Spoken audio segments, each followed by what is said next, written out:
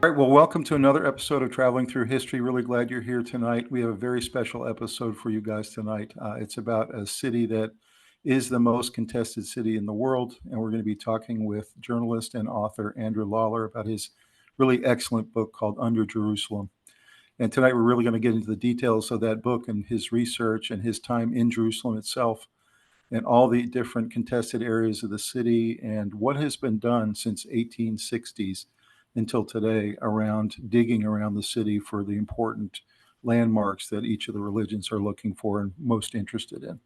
So we're really going to get into a lot of those different topics, but I want to welcome you, Andrew. Thank you for being here tonight. Thank you, Thomas. It's a pleasure to be here. Really glad you joined. I would love for you to just tell us a little bit about your background, your career, how you got into journalism, how you got into archaeology, and how this book came about. Well, it was a long and winding road, to say the least. I've been writing about archaeology for about 20 years for various magazines, been a journalist for much longer. I covered Washington politics for a long time, science policy, wrote about the space program quite a bit, did all kinds of different things, and then ended up really curious about archaeology. So I ended up going to the Middle East and doing a lot of reporting, particularly during the Second Iraq War and Afghanistan, writing a lot about the cultural heritage destruction that happened in those places. So Mhm. not just about the science and the history, but also about the current events that were impacting our understanding of history Mhm. in those areas where, so much of human civilization took place. And frankly, I avoided Israel like the plague because it seemed just too complicated. The religion, the politics, it just didn't seem like a place I really wanted to spend a lot of time. Right. And that was pretty much the case until about 4 or 5 years ago when I took an extended trip there. And a friend of mine who's an archaeologist took me on a tour beneath Jerusalem, and that Mhm. hooked me. I bet. I bet. And in Iraq, you were doing research around the looting of the National Museum there. Is that correct? Yeah, that's correct. The 2003 looting that was just appalling. So I did an investigation of as to what happened. It was rather astonishing. One of the world's major museums was looted in the presence of American soldiers, and there was no deep investigation by any organization. I was lucky enough to get over there for science and for Science Magazine and National Geographic.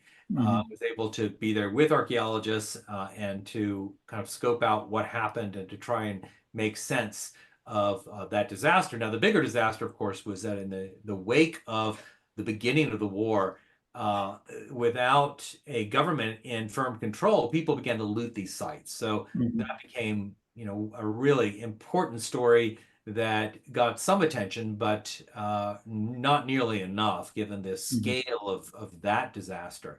And then Afghanistan was similar. The upheavals caused by the end of the Taliban rule there in 2001 led to mass looting across many, many sites. So I spent a good deal of time reporting on those as well. Were you able to find out where some of those artifacts went from Iraq and Afghanistan, or are some of them still a mystery? Some of them went to the Bible Museum in Washington, D.C. Oh, really? A lot of illegally excavated materials from Iraq, including particularly tablets. These small tablets written in cuneiform. They're very easy to transport. They're quite valuable on the art market, and those went all over the world. Some to scholars who love this stuff, but also to collectors mainly. And they went to collectors in the United States, in Europe, in the Middle East, China, you name it. So this stuff went out in huge quantities, and it was very, very difficult to track what was going on because the borders weren't secure in Iraq for so long, and people were hungry, people were starving. So this was a way for them to make an income. So I have compassion for the people at that end of the food chain, who were simply trying to feed their families, but often were getting ripped off, of course, by the middlemen, and then the very wealthy, well-to-do folks primarily in the West who were buying this stuff, thinking it was cool, not realizing that this material had been illegally dug. Interesting. So then you went to Jerusalem, you got hooked. How long did you spend in Jerusalem preparing for the book? Well, I was there off and on for 3 or 4 years. I did a story for National Geographic about, also called Under Jerusalem. I later did another story for Geographic about the Dome of the Rock. So Hmm. I spent, 3 or 4 or 5 years going back and forth to understand what was happening there. As I said, I was really reluctant to dive into it because of the politics and religion, but what I realized with that's what makes Jerusalem so interesting, that there's this intersection of science and politics and religion that make it a very, very unique place. Complicated, sometimes violent, but nevertheless, absolutely fascinating. Wow. Where did you stay while you were there? Not a hotel, right? Did you get some kind of apartment or what was your? Yeah, I often did Airbnbs right there in the old Mhm. city. I tended to stay in the Christian sector, which was the Christian quarter in the old city. I wanted to be in the old city or close to the old city, Mhm. and that was a great place to be, to actually wake up there and be able to walk a short distance to an excavation was a great luxury. And it was also wonderful to be able to walk the streets early in the morning before the tourists arrived, before the Mhm. shops were open. It's a very magical place at that hour, because it is a very ancient city that, although it's not as beautiful as some ancient cities, is very atmospheric and, of course, filled with so many sacred places. Could you actually feel the history as you walked around? I mean, did you, some people talk about when they go to Jerusalem, the hair stands up on their arms and they actually feel the history. They feel that Jesus was there. Did you feel some of that or did you just kind of get used to it? Well, what I felt was, let's put it this way, it was really hard to get a good night's sleep. There's something about that place. It's on edge. And when I say that, I don't mean because it's a violent place. Jerusalem, the old city, is a very safe place, particularly for Right. America, particularly for Right. tourists or journalists. So it's not that. It's just that so much has happened there. Uh, it felt to me like it was a rather dense place. And after about 3 weeks, I had to go home. I could do about 3 weeks there, and that was enough. To be in a walled city, you can. In fact, I was coming back from lunch with a friend one day, walking back into the old city, and they had closed the Damascus Gate because there was a Wow. terrorist threat, and it was closed. And I thought, wow, if I were inside, you couldn't get out. So there was a certain psychology, I think, of just being in a walled city where not only you can be locked out, but you can be locked in. That made it an unusual kind of place, particularly given the political tensions, where it Yeah, actually you get locked in there. that So makes sense. that made it psychically challenging, I would say. Did you ever feel threatened at all while you were there? Was there ever any, you mentioned one terrorist attack, but was there ever any military confrontations that were happening around you or anything that made you feel threatened? No, there were events that happened that I was kind of on the edge of, but no.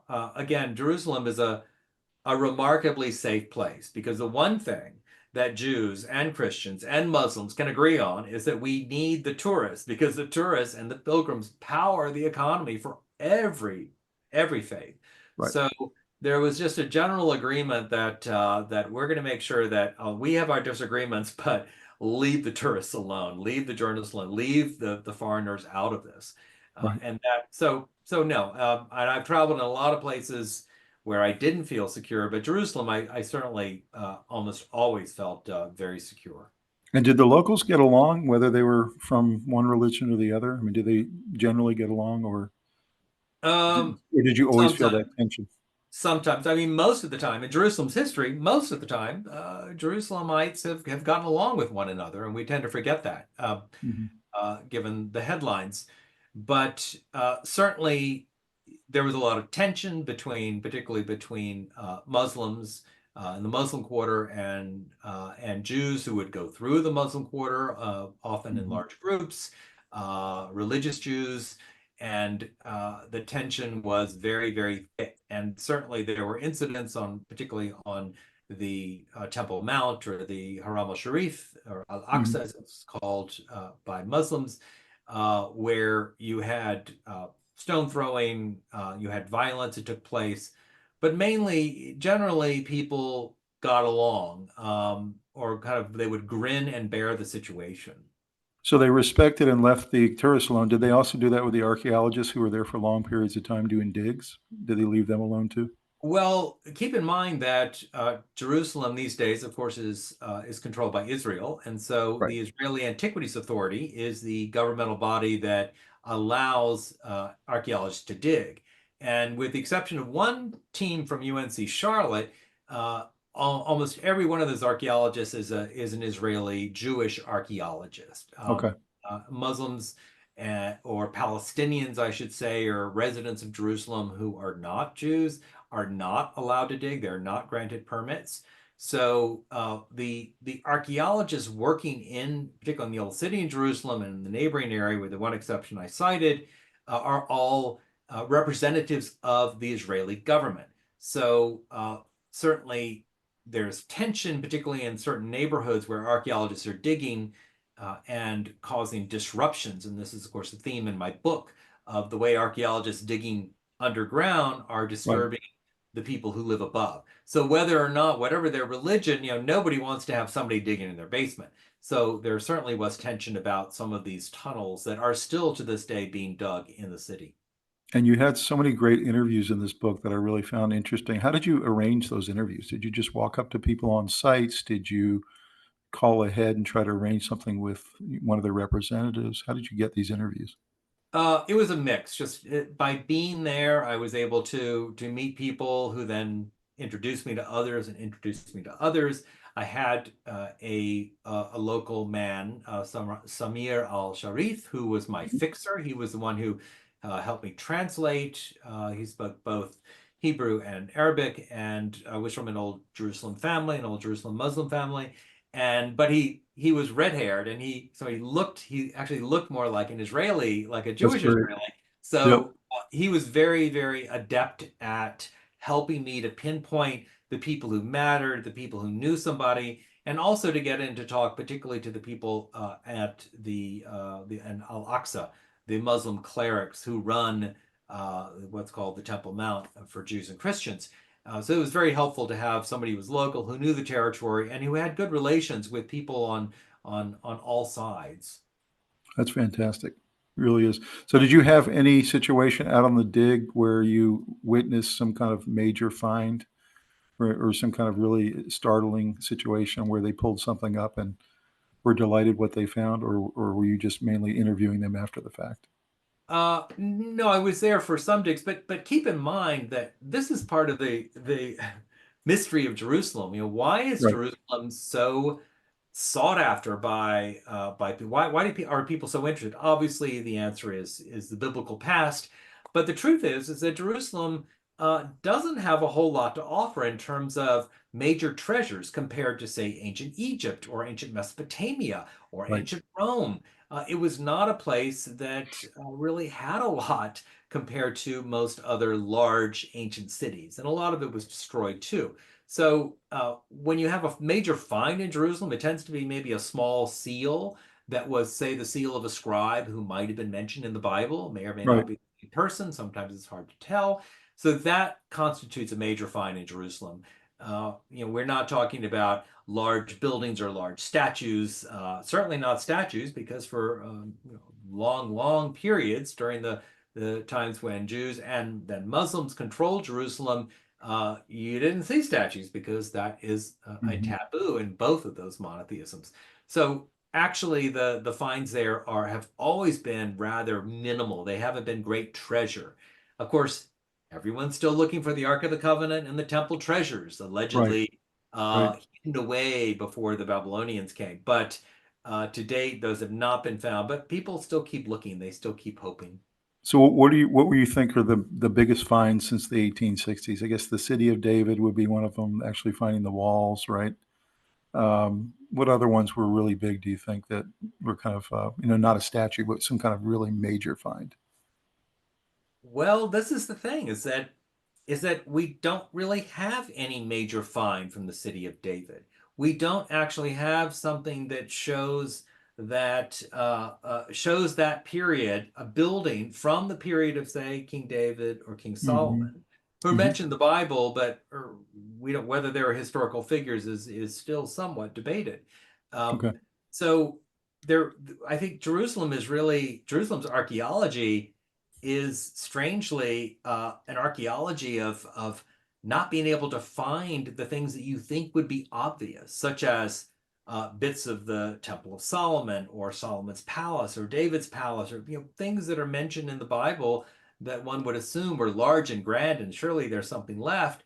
And yet archaeologists have had a very hard time finding that. Now, that said, I think the most exciting dig in Jerusalem, which I can talk about a little bit later, is that the Hmm. Gavati parking lot across the street from the city of David. And Hmm. there, for the first time, archaeologists had a very large area. It was a former kind of soccer field and a bus parking lot.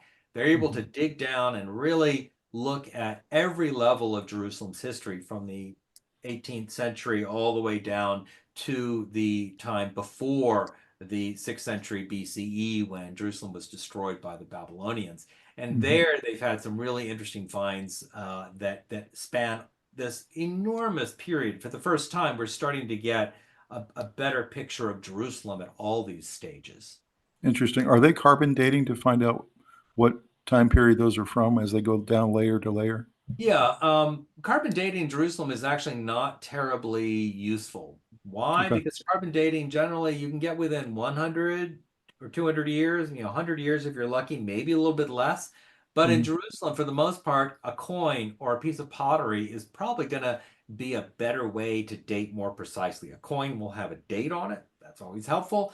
And Hmm. pottery sometimes change very quickly, so you can tell that this pottery is from maybe a couple of decades or these 30 years when this sort of thing was made. So Hmm. radiocarbon is useful sometimes, but in Jerusalem, where the horizons are so narrow, that is where the time periods can be so specific. Radiocarbon has its limits.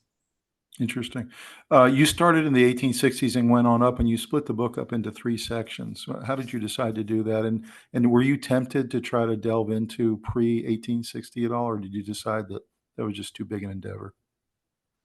Well, the germ of the book came when I first went underground with some archaeologists who gave me some tours, and they kept Hmm. pointing at tunnels that would go off to the side, kind of rough hewn Hmm. openings. And I was like, well, what are those? I said, oh, that was Warren, that was Wilson, and they were throwing out all these English names that I never heard of. And so I became curious and I did a little digging on my own and just determined, oh wow, these were the first Europeans who came here, the first people to dig. Hmm. And that really fascinated me. I was interested in that history of the archaeology of Hmm. Jerusalem. And although you can argue that Queen Helena, who was Constantine the Great's mother, she went to Jerusalem and, according to the story, found the cross that Jesus was crucified on and the nails. And so you could argue she was the first archaeologist in Jerusalem. Right. But I really chose those first modern day explorers who decided to go to Jerusalem and dig things up. And as I started to piece together that story, I realized it was a much bigger story, and that is the story of how Jerusalem became the mess that it is today, the mess that has helped create the Gaza war, the current war that's going on with Lebanon. That these political events are actually you can trace them back to the 1860s when Europeans first arrived. And Jerusalem went from being a pretty out of the way place where not many people went, except the occasional pilgrim, to a place that was highly sought after by the major colonial empires of the day. Hmm. That in turn led to the birth of the state of Israel and what we have today. So I was interested in archaeology, but I soon discovered that archaeology was a way to tell the bigger story for people to understand what is can seem very complicated. But if you go back and look at the origins, you really can go to the 19th century. You don't need to go back to 2,000 years ago. I really like how you laid out each of the archaeologists. You really kind of got to know them. You built the character around them so that you could tell when they got frustrated and they couldn't find something. You could tell when they would get excited when they would find something they thought was big, and you kind of built a character around them. I thought that was really effective. Yeah, So. I was really interested. I'm a journalist, less a historian, and I was interested in these characters because they were very interesting and quirky and eccentric, and a Mhm. little crazy in several cases. And that just made me really want to dig into it and tell the story through the actions and eyes of these unusual people who generally aren't very well known, but who had a huge impact on Jerusalem's history. I mean, even de Salcy, who was the first guy who came in, the Frenchman, the way you positioned him as this, smoking cigarettes, nervous, struts in, kind of wants to take charge of the place. It was really compelling. And then, of course, everything after that that he and his crew found or Yeah, thought they you're found. referring to the first archaeology, the first, let's say, legal dig in Jerusalem in the Right. 1860s. Exactly. What are some of the digs you think that some of the crews that are working today, what are they really trying to find? And what are some things that they still don't think, other than the Ark of the Covenant, obviously? Uh, well, archaeology in Jerusalem can't be divorced from politics or religion. Um, so it's this is a very, very contentious question. What are they looking for? And it's very clear once, after the years of doing my research, very clear that a lot of the archaeology done, particularly in the old city, is done not so much for example, they're building a big building, and so they have to do a rescue operation to save the archaeology, like they might do in Rome when they're Right. building a subway. In the old city itself, many of the digs are done by archaeologists who are creating tourist sites. They're creating places for people to go. And primarily those sites emphasize and focus on Jewish history. It's the Israeli government. It's dominated by people of the Jewish religion. Mm. And so Jerusalem has been a touchstone for Israel's claim for legitimacy. And so many of these sites are turned into tourist sites that tell a very specific story, one story about Jerusalem, and even maybe one slice of the Jewish story of Jerusalem, because of Mhm. course there are many Jewish stories about Jerusalem. So that said, I don't want to imply that the archaeologists themselves are not doing good science, because some of the best archaeologists in the world are Israelis, many of whom are working in places like the Old City. But I was curious about who's funding these people and what happens to this dig after. And those, I think, are important questions that archaeologists sometimes tend to avoid because they're interested in doing their science and to doing it and to do it well. But Mhm. I see the political and religious implications of what's going on, and I think that needs to be illuminated. You have a supposition in the book that's very interesting. I never thought of it this way, but that basically archaeology and the digs and the things that they find might actually make more peace rather than less peace in the future. So I'm curious how you thought of that supposition and what your position is today. Well, I think it goes without question. I think my book shows definitively that archaeology in Jerusalem is largely responsible, or was how do I put it, really helped kick off the struggle to control Jerusalem. That first was among the European powers, and then later shifted to a fight between Israeli Jews and Palestinian Arabs. So archaeology has played this key role in illuminating the past and bringing to light things that we didn't understand or know. It's been really, really valuable. And there's another side to it, which is it also has had enormous implications in the political and religious realms. Right. That again, I don't think we can ignore those things. They're both true. The science is great; it gives us insight, and it also has created trouble because you're digging in people's basements, and the people down below and the people above have very different beliefs, very different understandings of what the science is, of what's going on, and very different political beliefs. For the archaeologists that were using dynamite, how in the world did they get away with that and not, disturb people up top and hurt people? And I didn't quite Well, understand it. I'll come to that question a little bit later. I'll go into, All I right. want to talk about them in a little more depth, and I have some visuals that Okay. may help people understand that. Well, I cannot recommend this book enough, and everybody, please pick up a copy of it. You can get it at Amazon, your local bookstore. We'll talk about Andrew's other two books at the end of the program, but let's go ahead into your presentation. Okay, I'd be happy to. Thank you so much.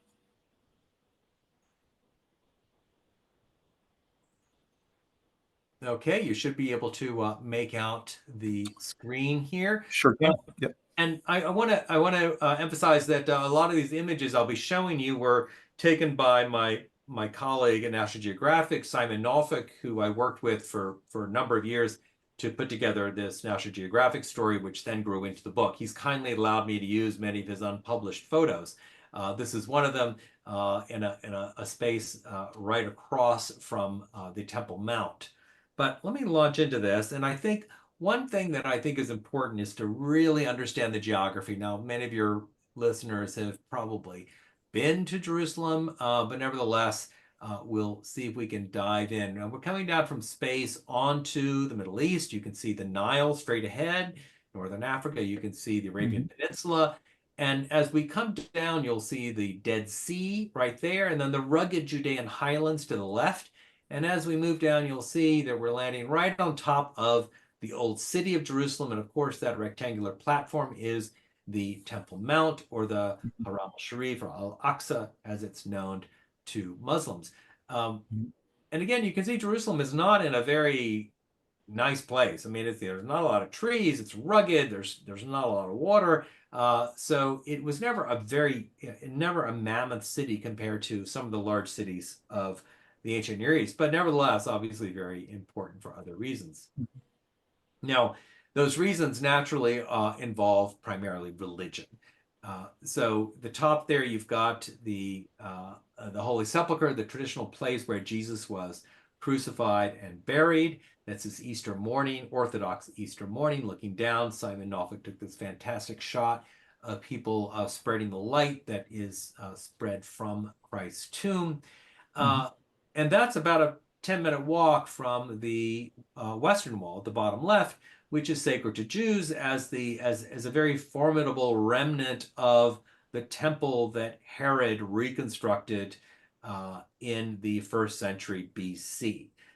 And to the right, you have on top of that Acropolis, which is that mount, is the Dome of the Rock, built in the 8th century, 7th, 8th century CE, at the dawn of Islam, one of the oldest and most important buildings in Islam. And what many people don't know who are Muslim is that this is an important site because for Muslims, this is the place where Muhammad made a spiritual journey into the heavens, where he learned how Muslims should pray and how often and what direction, and came back to earth with that news. So this is a very, very important place for Islam. Now, of course, these are 3 sites. There are hundreds of places within the old city that are considered sacred to one or all faiths.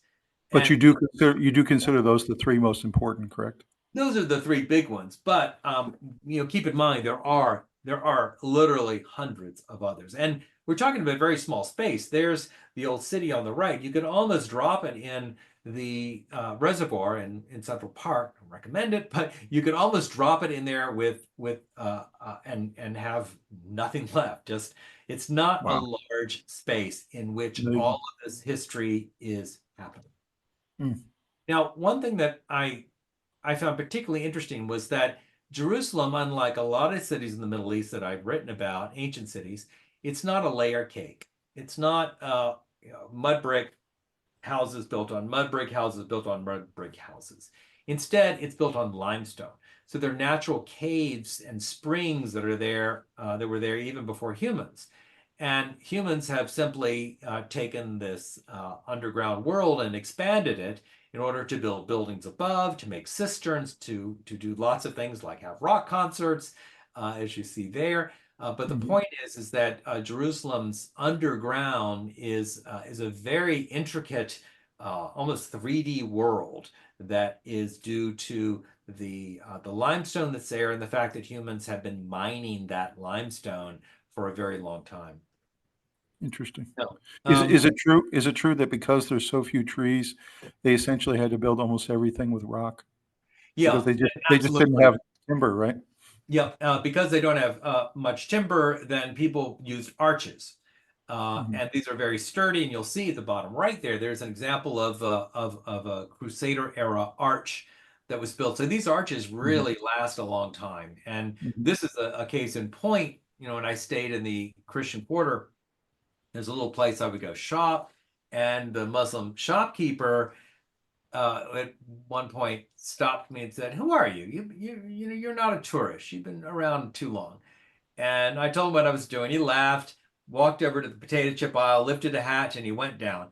And I followed behind, and lo and behold, was this vast Crusader era hall that had been secretly dug out by the Coptic monks who lived next door in the Holy Wow. Sepulchre. And then proceeded to have a big fight with the Muslim shopkeeper over who owned this very, very valuable space. It's a huge space underneath this little shop. And Jewish lawyers got involved. It became a political nightmare for a young prime minister named Benjamin Netanyahu, who had just been named prime minister. And it became a whole chapter in my book because it seemed like such a great way to tell the story of the complexity of what's below, which what's below tells you a lot about what's going on above. And this was just my local grocery store. Wow. That's amazing. I thought we could just run through really quickly the a little bit of Jerusalem's history. Now, my book is not a history of Jerusalem. There are many other books that have done that, Right. and you do it very well. But it's wise to have some kind of understanding of these three large chunks of the history of Jerusalem. The first is one of the least known, and that is this period, the beginning of civilization around 3000 BC, when Jerusalem was a pretty small town. There was a spring there that allowed people to live. The soil was good enough in a little valley nearby, so to have a small town or settlement. And during the Bronze Age, there were lots of people who lived there. The Egyptians occasionally would control it. Later, these people called the Canaanites lived there. And this went on for a couple of thousand years until that period that most people are familiar with. I would call it the biblical millennium, when the Israelites conquer Jerusalem, make it their capital of what was known as Judea. And so they become Judeans. And they end up sharing the stage with Assyrians and Babylonians and Greeks and Romans who are moving through in the course of this 1,000 years. Now, at the end of that period, of course, during a Jewish civil war that turned into a revolt against Rome, the Romans leveled Jerusalem in 70 CE. Now, what we tend to forget is that Jerusalem has 2,000 more years of history, which really is a series of events starting with the Romans rebuilding Jerusalem, occasional attacks by Persians, finally the Byzantines, who were Christianized Romans, turning this into an important city. In fact, the ancient Jerusalem was at its largest during the Byzantine period. And then later the Arabs conquer it when Islam moves in. Remains largely a Christian city, though, for a number of centuries. But then the Crusaders come, Western Christians, take it over for a century. And then finally, after it's taken back over by the Arabs, these Turkic people from Central Asia called the Ottomans arrive, and they take over the entire Middle East. Their capital is at Istanbul, and they control Jerusalem up until the end of World War I. So a very long stretch, 500 years, the Ottomans are the people in charge of Jerusalem. So there you go, Jerusalem's history in one slide. Trust Fantastic. me, Fantastic. a long time to do. That's good. But as we talked about earlier, I was interested in this race, this archaeological race to find ancient Jerusalem. And in the 1860s, you can see Jerusalem was a pretty small place, pretty out of the way place, not on any major trade route. It drew some Muslim pilgrims, some Christian pilgrims, a few Jews, but it was not it was not a place you got on a plane to go to, obviously. And that changed when the French senator you mentioned, de Zalzi, got permission to dig in Jerusalem. And he dug at a place called the Tomb of the Kings. And you see it there at the bottom right. It's still there, the largest tomb in Jerusalem. It's fantastic, just reopened. And in it, he found a sarcophagus that contained the bones of an ancient Judean woman who he declared to be a queen because she was wearing gold robes. And he said, Eureka, I found the remains of a biblical queen. He hauled this back to the Louvre, and it became a sensation. And this really kicked off the desire for Christians in particular to seek their biblical roots, to find actual remains from the biblical past of things described in the Bible. Now, in doing this, he was also digging up a Jewish tomb, which infuriated the local Jews. I'm sure it did. This is desecration, but Yeah. the politics was the French wanted good relations with the Ottoman Empire and vice versa, so the concerns of a few local Jews were beside the point.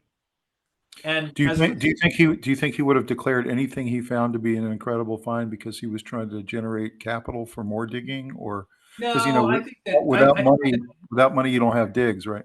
no, I think de Saussure actually was, he was a fairly well-to-do guy, and he was also good friends with the Emperor Napoleon. He was given a huge grant, this enormous sum to go do this dig. So money was not an issue. He really wanted to find remains of biblical past, and I think that was his focus. Now, later, of course, I think money does enter into it. And with the British, what the British did, so the British were not about to let the French get all this good stuff, Of right? course. Because the British and the French then are these competing colonial empires. So they created an exploration society that solicited money to pay for their digs from all over Britain. Darwin, Queen Victoria, you name it, everybody contributed. And this was the British attempt to fill the British Museum with biblical artifacts. And the main guy that really made an impact was Charles Warren. He's a guy sitting on the camp stool there with the short hair. He was the guy who spent several years in Jerusalem and really understood what was going on beneath it. And here's a caricature of him there. And some of the sites that he found, here's a little video that was taken a year or two ago. One of the passages that he discovered far underground, it was actually filled with sludge. He had to create a little boat to sail along this thing. Oh, wow. He mapped it all. You can see the height of this. The spaces we're talking about are tremendous. They're huge and very dangerous and difficult. And as you mentioned earlier, sometimes he had to use dynamite to blast his way through in order to be able to map what was underneath here. Now, in doing that, Charles Warren really upset the Muslims. Why? Well, imagine if a bunch of Turks were placing dynamite just outside the walls of St. Peter's in Rome. Right. There would be an outcry. So similarly, there was an outcry by Muslims who said, you're trying to destroy our ancient site. You're Christians. You're heretics. And some families even said that this was destroying the foundations of their homes. So there was growing Arab Muslim resentment, not so much toward the British people doing this, like Charles Warren.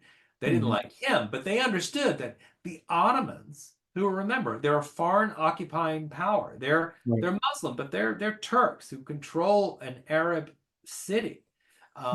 They felt, the Arab Muslims felt that the Ottomans were catering to the Europeans and letting them trash their sacred city. So you can see these dynamics. Keep these in mind because these will come back to haunt us. Interesting. Now, you mentioned the city of David earlier, right? And one of the big questions was, well, where was it? The ancient city of Jerusalem, they're shown in pink, that's today's old city. But it doesn't have any remains that seem to date back much earlier than the time of the Romans. So where was the old city? Where was the city of David and Solomon? And this became a big problem because nobody could find it. And these guys, Bliss and Dickey, or Dickey and Bliss, they're hard to tell apart with their identical Victorian mustaches. They went to Jerusalem and dug tunnels everywhere. And they finally found, if you can you see my cursor here? Yes. Left, that little tongue of land, they dug there. They finally found some pottery that dated to Greek times and before Greek times. So they've realized, this is the old Jerusalem. But they didn't find this. This is an artist's conception of what a European thought Solomon's tomb would look like. They certainly didn't find the Ark of the Covenant shown here as people imagine it might have looked. But all they found was some bits of pottery. So we'll come back to that. But keep in mind, here's this important era, most important area, some would say in Jerusalem's history. There was almost no evidence of it. If you look at YouTube, there's some really good reenactments of what Solomon's temple might have looked like. What are they Yeah. using for that basis? I mean, have they dug up The only thing enough we there? have, the only evidence we have is what's written in the Bible, and that was written long after the construction of the temple, and probably after its destruction the first time around. So So um, they're doing that not based on evidence from digs, they're doing that on the description from the Bible. there have been no digs, and actually that is a nice segue to this slide, because this desire to find the Ark of the Covenant, the temple treasures, did not start with 1982, I believe. The Raiders Mhm. of the Lost Ark Raiders of the Lost Ark, yep. started in the 1910s, when this crazy guy named Montague Parker got permission to go from the Ottomans. He bribed them to go to Jerusalem to dig and find these treasures so that they could sell them on the art market and make a killing. And this group of people included, Congo steamboat captains, Swiss psychics, a Finnish theologian. They forgot to hire an archaeologist. Oops. But they dug for more than a year. Of course, they found almost nothing. And I don't want to give too much of this away. This is my favorite chapter in the book. It's this It unbelievable. is It's so so good. much more interesting than Raiders of the Lost Ark. Like you really can't believe these characters. I could not agree more. It's fantastic. Oh, I won't. I'll stick on that for a second. So to answer your question, at the very end, I will say that Montague Parker, desperate to find something, eventually bribed his way into the Temple Mount, the Islam's third holiest site, Al-Aqsa. And they went in with shovels one night, and they started to dig beneath the rock, the sacred rock that's there. And they were discovered, of course, and had to rush out of town. And the result was an enormous international outcry. It almost created a war in the British Empire between Muslim subjects and the British. People Wow. were infuriated by this. And keep in mind that what they were angry about was that the Ottomans had allowed Christians, non-Muslims, to come in and desecrate their holy site.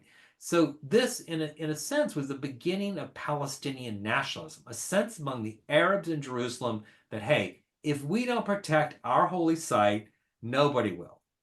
And this is why, even today, Muslims are so sensitive about Jews on Al-Aqsa, on the Temple Mount, because Mhm. they view it as a desecration. And this really began and nothing to do with Jews. It was Christians who went up there looking for these temple treasures. And that really, I think, created this seed that grew into Palestinian nationalism.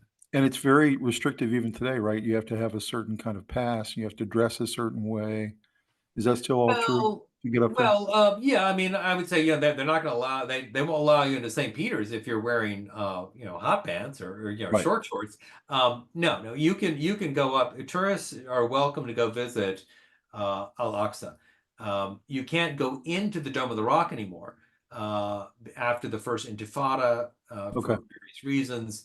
That those were closed off to foreigners, but you can stroll around, and it's a wonderful place to go. And yes, women have to cover themselves, but it's open to any tourist who wants to go. Okay. Uh, Great. and I really highly recommend it. It's certainly a highlight of any visit to Jerusalem.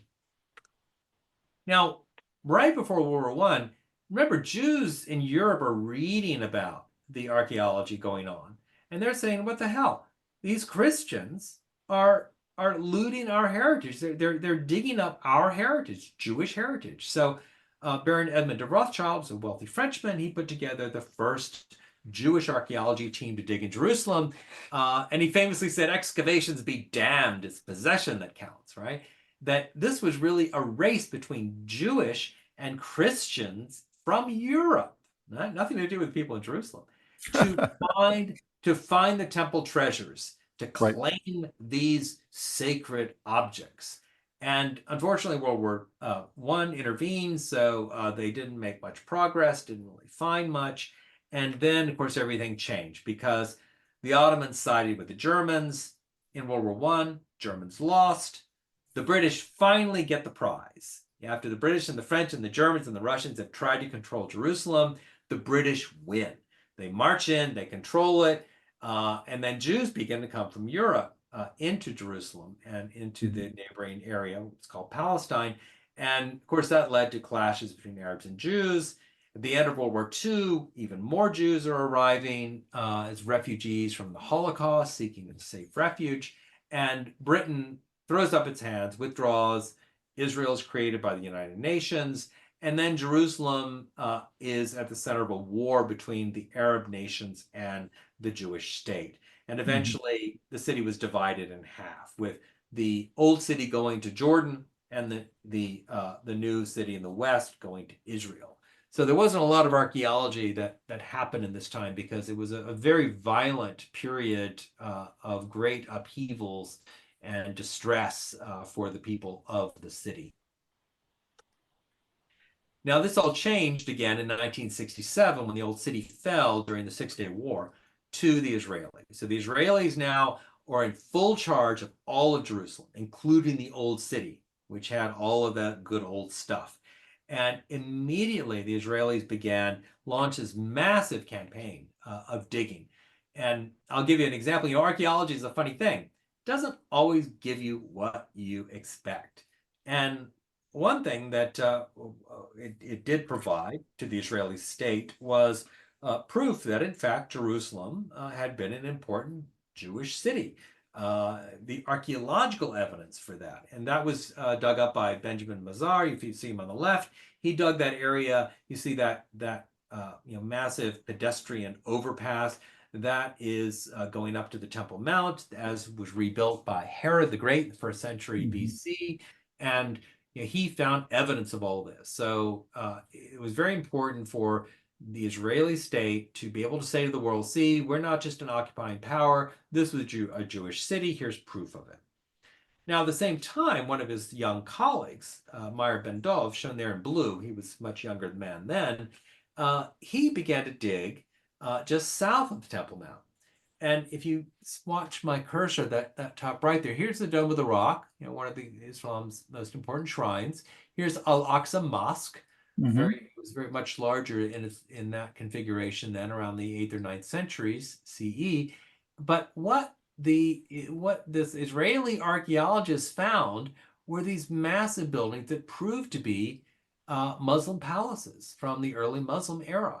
And they were some of the largest structures ever built in Jerusalem that had been destroyed over time, but their foundations were still there. So this showed that yes, Jerusalem had been a Jewish city, but it also had been a very important Muslim city, not just for the Dome of the Rock, but also a political capital.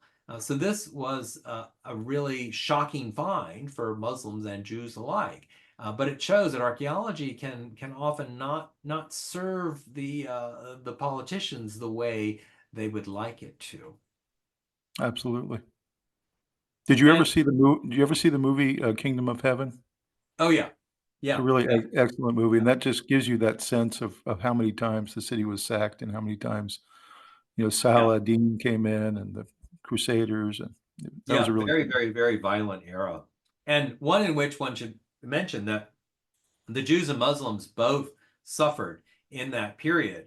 And when Saladin took Jerusalem back over in the 13th century, 14th century, one of the first things he did was to allow Jews to return. So Jews and Muslims actually got along better with one another than Christians got along with Muslims and Jews throughout a big chunk of certainly medieval times and into late medieval and early modern times. That's something we tend to forget now. We tend to think, oh, Jews and Muslims, they've always been at odds. And well, yes, but the Christians really were the bad guys for Jews and Muslims for much of that medieval period. For sure. So then after 67, another thing that happened was, aside from these archaeology digs, was this attempt to build a tunnel, a secret tunnel beneath the Muslim quarter that would go along, and this is a video that shows these massive stones built during the Herodian era, and this tunnel going all the way down alongside, if you watch my cursor there in the far right, all the way from the Western Wall, right, all the way underneath to provide a prayer space for Jews, so they wouldn't have to go up on the Temple Mount and get into fights with the Muslims, who had been granted, who were Hmm. still in control of the religious nature. Israeli security controls the Temple Mount, but the worshippers are only supposed to be Muslim, and the place is run by Muslim clerics. So the idea of this was kind of good. One could say it was a way to create a large prayer space for Jews that would not interrupt prayers above that the Muslims were making, but it was dug beneath the Muslim quarter. Same problem as a century before with Warren. You have digs going on, these massive digs that are destroying the foundations of some of Jerusalem's oldest Muslim buildings. This created a lot of antipathy from the people above, who didn't like the fact that a bunch of people were undermining some of these really ancient buildings, because this is Hmm. a very important. It's not in the Temple Mount, but it has all of these madrasas and mosques and other sacred places and ancient places that are esteemed by Muslims. So this created not just trouble, but disaster. In 1996, the tunnel was completed and they opened the end of it. You can see here at the bottom Hmm. left, and you can see that little video showing the tunnel itself, that when they opened the end of it, uh, there were mass riots. Muslims were infuriated. And the real tragedy here is that the violence, 100 people died, many, many, many people were injured. But Wow. most sadly, the peace talks that Bill Clinton had been supporting fell Right. apart. There was so much bloodshed that the idea of a Jewish state and a Palestinian state living peacefully side by side, which so many people hoped could be possible, it no longer worked. It was clear that this was not going to work, and so we're left even today with the effects of what happened, in part as a result of a door being opened in a site underneath Jerusalem. Interesting. So I want to get back to King David, to the city of David, because we were talking about that earlier. Now, in 2005, an Israeli archaeologist named Eilat Mazar, who was the granddaughter of Benjamin Mazar, who I mentioned earlier, Hmm. she claimed to find the Palace of David. This was a spectacular claim. You can see there at the bottom right in blue, this area, this building. She found the foundation. She said, this is from that period around 1000 BC. This is where David lived. Now, it was a media sensation. People like me wrote news stories about it, and she did kind of fudge it. She said, you know, likely, maybe, probably. She didn't say this is. But of course, the media dumbed it down a bit and made it sound like, in fact, it was, even though most of her colleagues disagreed with her analysis, not because of any political reasons. They disagreed because dating foundations is very hard to do, and particularly in Jerusalem. And so, where 150 years makes a big difference. So, even today, there's no agreement as to whether or not this building has anything to do with David.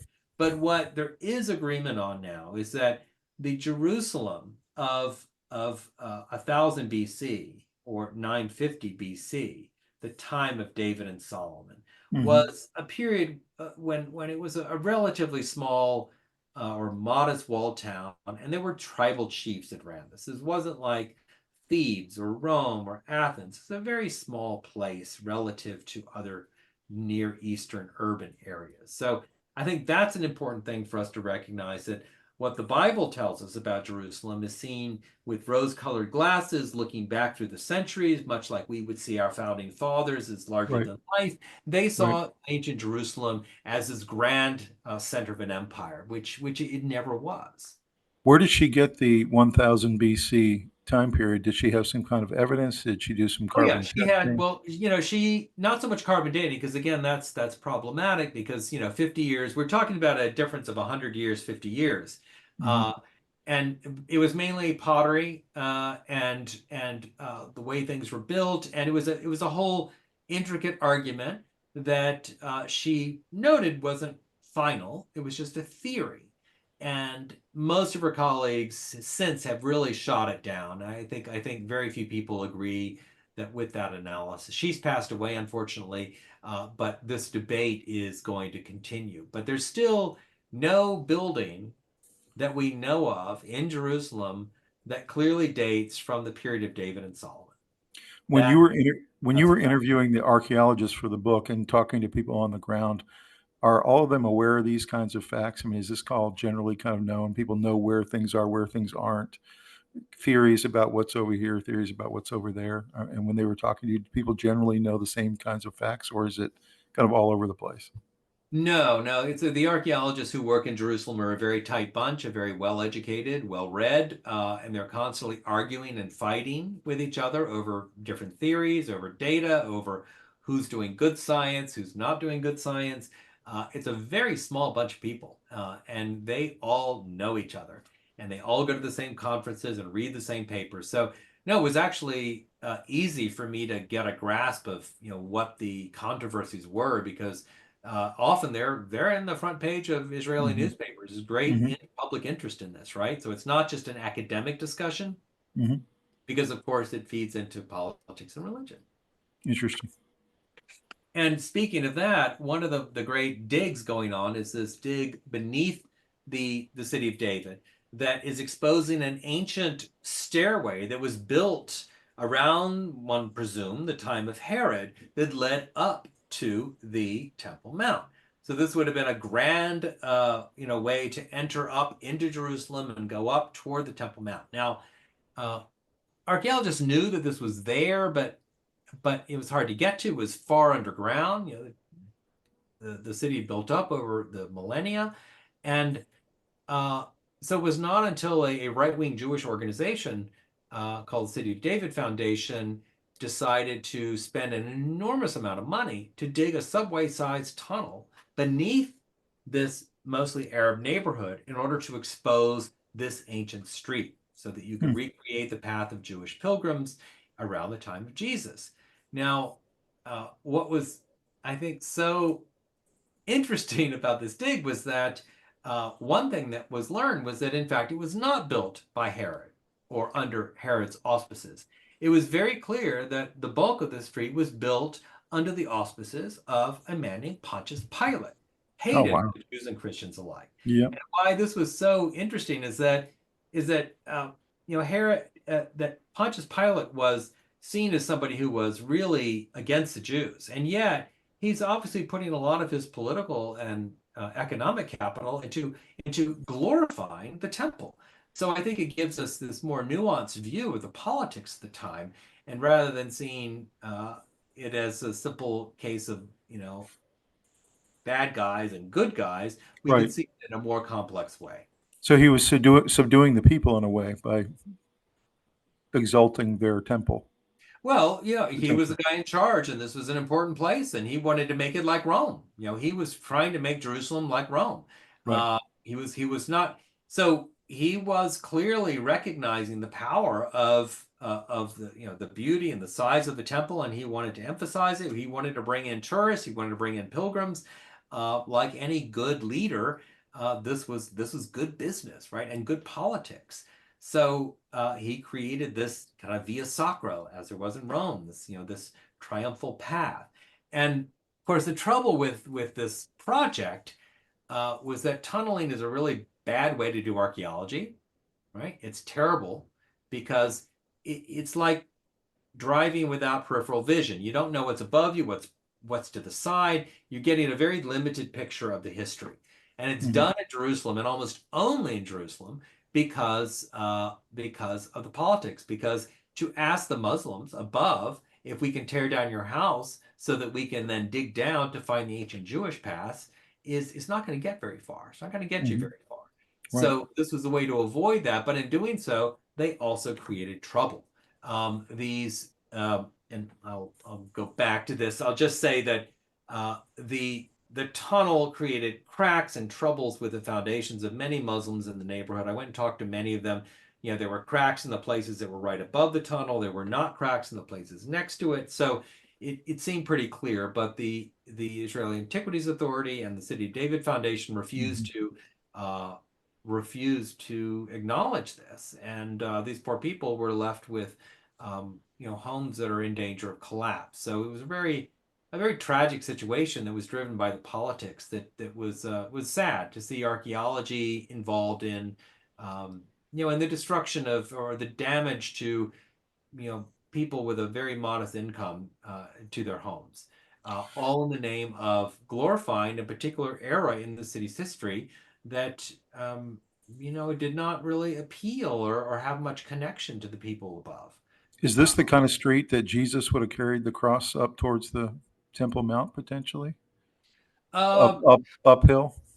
well, probably. Well, we have no idea what path Jesus took. The current via what do you call it? The help me out.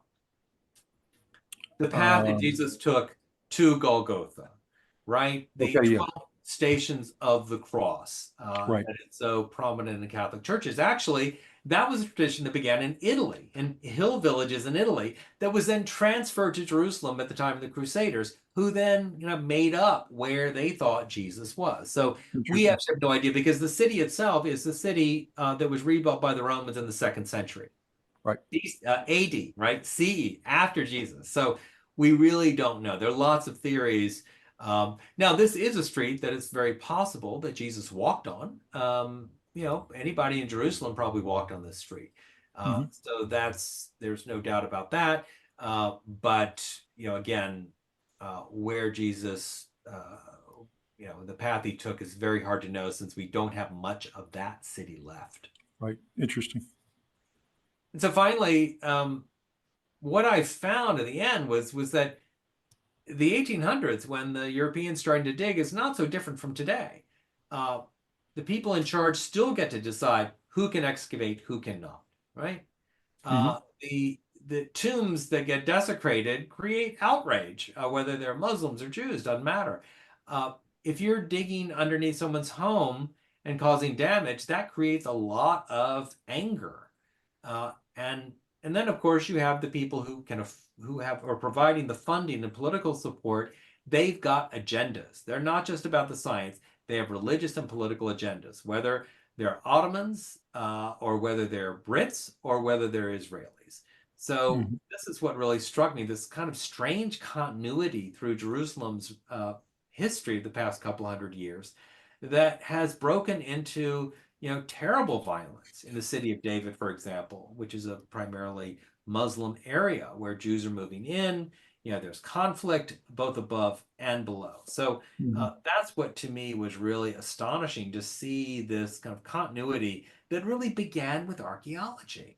Which is why your tagline of your book is so appropriate, the world's most contested city. I mean, I think that really is true. And today, so just to kind of go through what we've been talking about, really it was Western Christians, not Jews and not Muslims, who sparked this conflict over who owns and controls Jerusalem. It was really the Brits and the French and the Germans and the Russians who were there fighting with one another, trying to get rid of the Ottomans. And that in turn inspired Jews in Europe to come to Jerusalem and then to make it the center of the Jewish state in the following century. And the other piece that was surprising to me was that this biblical millennium is still so powerful. Forget about the 2,000 years before, 2,000 years after. Right. You see at the bottom right there, you find a toilet. That's an ancient toilet. You find it in Jerusalem. It's big news. Trust me, there are many toilets in the ancient world. It's not big news, but it's a Jerusalem toilet from the biblical period. Jesus Right. might have sat here, right? So it gets a lot of attention that really has nothing to do with science. This again has to do with our religious upbringing, our religious beliefs. Right. I'm not saying that's right or wrong, but we'd have to be real about that. Yep. And of course, these are the finds that then generate funding to do more digs for that biblical period. So you get into this loop where these periods before and after tend to get short shrift, which is a shame because I think we want to know all of Jerusalem's history. And then finally, and you and I can argue about this, but I do think that the science, even though it's been used and abused by politicians and religious leaders, it does give us a picture outside of these narrow boxes of beliefs, these narrow worldviews. So we get to actually see a Jerusalem that is not tied to whatever the current politics is or whatever it was 1,000 years ago. Hmm. I think ultimately that that knowledge will be useful in allowing us to look beyond those very fixed narratives which generate such hatred and hostility today. So maybe someday, not today, not tomorrow, maybe not next year or in a decade, but I think one day, this information that's coming out of the ground will ultimately give people a sense of Jerusalem as a place that could be the city of peace that we all wish that it would someday be. Let's hope. I mean, that would be fantastic if that really Inshallah, happens. as they say. Inshallah. That's right. Exactly right. So, do you think that there are archaeologists and scientists on the ground there today that are looking at it from that perspective, looking at it from a secular perspective, wanting to do the right thing, wanting to do it for science? Oh, I think that most archaeologists that I encountered that work for the Israeli Antiquities Authority, they were professionals who are really good at what they do. Um, but they also have to live and work in a very highly charged political and religious environment. And some of them I know would prefer not to dig in, say in a Muslim neighborhood, Hmm. but it's an exciting place. It's a great site.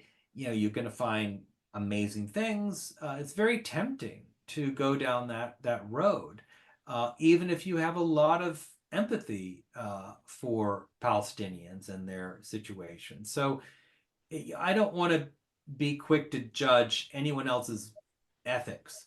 I wouldn't want to be an archaeologist in Jerusalem facing these decisions. Do I give up a job, a very good job in my field because Hmm. of my political concerns? I don't know. I think everyone has got to think about that on their own. But I think they tried. Most of the archaeologists I met really try to do the right thing, but it's very hard to given the constraints that they face. And I'll give you an example. There's the city of David. There's a light show that plays on the ruins uncovered by archaeologists. And I was shocked to go to this light show and just see how and hear the inaccuracies and what was came to feel to me like propaganda that was being broadcast using using these ruins that archaeologists had uncovered. So I talked the next day. I ran into one of the archaeologists who'd been digging at that spot, and I was like, "Have you seen this show?" And he said, "No, I'm never going to go see that. I will not see it." And Because one he knew it was propaganda, right? because he knew Yeah. there it was inaccurate. But he said, it's not my job. I, Wow. I can't control it." And so we argued about it, and again, I'm not quick to judge on that because I understood his position, and he was a very honorable person who was trying to do the right thing and just felt the limits of his power. But I think as a group, archaeologists in Israel have done that, and increasingly they do it more because the country has shifted to the right, become more religious, and archaeologists are moving in that direction as well. So I think it reflects the larger shift in Israeli society. Well, thank you so much for taking us through that presentation. That was fascinating. I really gained a lot out of that. I know our viewers will as well. Please tell everybody kind of how they can find you, andrewlawler.com. Where else can they locate you if they want to send you an email or something? Yeah, you can go to my website, andrewlawler.com. That's Andrew, Lawler.com. And you can contact me there, send me an email. You can, as I mentioned, you can get my book. I always encourage people to go to their local bookstores because the local indies really are great institutions in our country. I got But my copy right here. okay, good. And And it's, I'll tell you, I got it at Barnes and Noble real close by. And like you said, I recommend go to your local bookstore or go to a store near you, yeah. pick it up. And it's just a fascinating read. I loved it. And I do have a new book coming out January 28th of next year, so stay tuned. I'll just tell you that, and you can actually order. I think it's on Amazon already. It's called A Perfect Frenzy: a royal governor, his black allies, and the crisis that spurred the American Revolution. It's all about the last royal governor of Virginia, who, when faced with this problem of how to keep the colonists from separating from Britain, Right. decides to emancipate the slaves. That's right. It's a really, really interesting tale that I've had a lot of fun digging into. I cannot wait to read it. Hopefully you'll come back on the program after that book is out. I'd love to talk to you about it. I'd be happy to. Yeah, would love to talk about that. And tell us about your other two books too, if anybody wants to pick those up as well and read all your works. Sure. My first book was called Why Did the Chicken Cross the World? The Epic Saga of the Bird That Powers Civilization. It's kind of a fun, light cultural history of the bird. It was really a way to tell the story of human history through the chicken, because wherever the chicken went, humans went. So it was a fun romp. I just had a great round the world research trip to understand what that bird's all about. That's great. Then I also wrote a book called The Secret Token: Myth, Obsession, and the Search for the Lost Colony of Roanoke, which is close to my heart. I grew up near the coast of North Carolina, and this was the first attempt by the English to settle the New World, in which more than 100 men, women, and children vanished. One of the great mysteries of American history. So I spent quite a long time diving into what is that story? What does the archaeology tell us? Right. What's the myth? And what is the myth really about? And I really felt like I uncovered a lot about certain threads in this nation which keep repeating themselves. I'm so glad you wrote about that. I've been out to that site and it just fascinates me. And so that's going to be the next book I read is your Roanoke book. Looking Great. forward to it. Yeah, and happy to talk about that one as well. And thank you so much, Andrew, for your time tonight and for the review of Under Jerusalem, the little history lesson you gave us. And can't thank you enough. And I look forward to talking to you again in the future. I really enjoyed it. It was so much fun. Have a All great right. night. You too. Please Bye-bye. like the video and subscribe to the channel, everybody. Thanks so much. Thanks. Bye-bye.